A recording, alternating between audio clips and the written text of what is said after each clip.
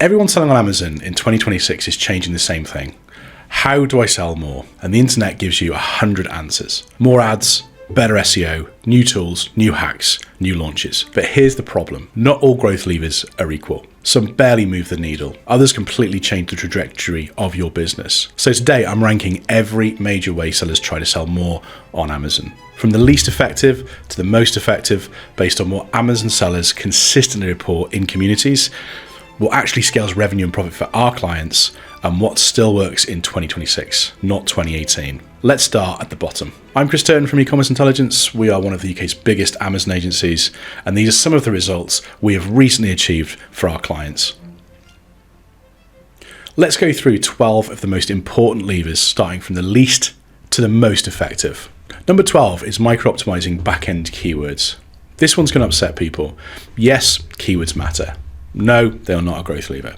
Sellers obsess over hidden search terms, character limits, rearranging keyword orders, what communities consistently say. I changed back-end keywords and nothing happened. Or back-end keywords are helping indexing. They do not meaningfully increase sales once you're already indexed. This is table stakes, not growth. The lowest impact. Number 11, switching tools.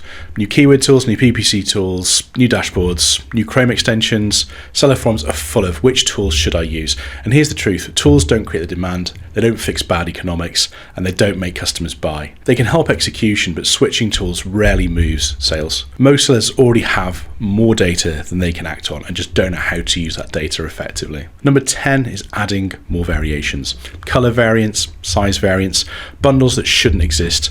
Sellers often assume that more options is more sales. In practice, variations dilute reviews, increase complexity, hurt inventory health. Communities repeatedly report that adding variants and totals make sales stay flat. Sometimes they necessarily or rarely a growth driver. Number 9 is price cutting. It's a classic move when sales slow. Let's drop the price. Yes, you'll get more clicks. Yes, you may get more orders. But sellers consistently say that sales increase temporarily. Profit collapse. They don't stick with their ranking. Pricing is a lever, but it's blunt, dangerous, and rarely sustainable. Number 8 is running promotions and coupons. Coupons, lightning deals, prime discounts. These do increase sales, but mostly they are short-term and they artificially inflate your sales at the cost of margin. They're great for velocity, but terrible for long-term clarity. Good for events, but not for a solid margin foundation. Number 7 is creating more products. This one surprises people that more ASINs is more sales. The communities regularly warn that launching more products didn't fix our core problem. New products spread attention, multiply risk, increase complexity. If your existing products don't convert, more products won't save you. Number 6 is SEO and listing copy optimization. Now we're entering real impact territory. Better titles, bullets, images, A+ content. Communities agree that these core things helped, but they only help up to a point. Good listings do improve conversion, but they do not create demand. They're necessary, they're valuable, but it's capped. Number 5 is Amazon PPC if it's done properly. This is where Amazon sellers start to see meaningful growth. Well-structured PPC really scales visibility. It accelerates the ranking, drives consistent volume.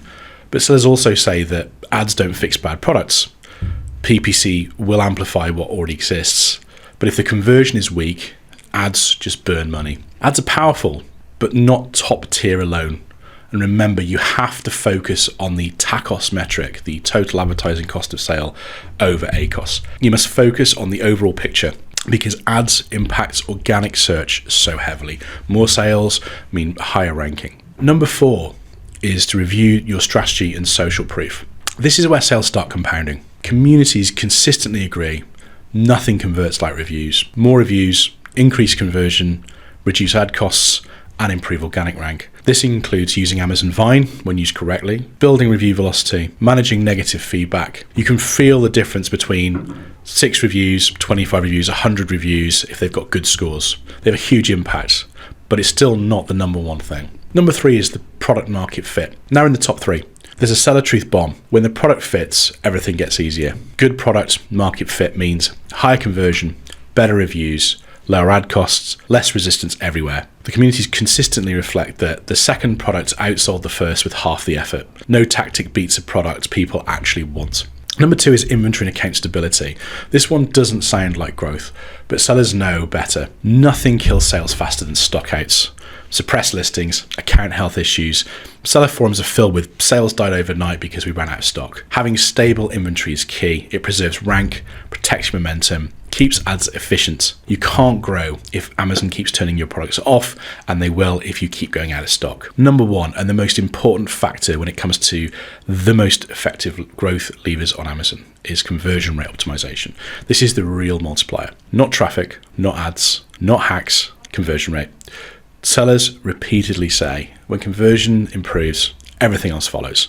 Higher conversions makes ads profitable, improves ranking naturally, increases sales without more spend. This includes pricing alignment, images that sell, clear value propositions, review quality, product expectations. Conversion is the multiplier on every other strategy. That's why it's number 1. Remember, you can check your conversion rates of all your products looking at the metric unit to session percentage within your business reports if you go to Seller Central and reports. Here's the takeaway. Most sellers focus on what's easiest, what feels productive, what the listing score optimizer tells them to do. But growth really comes from fewer levers executed deeply in the right order. Drop me a comment if you'd like to know more about Amazon ranking factors. Click up here and watch this video, and I will see you in the next one.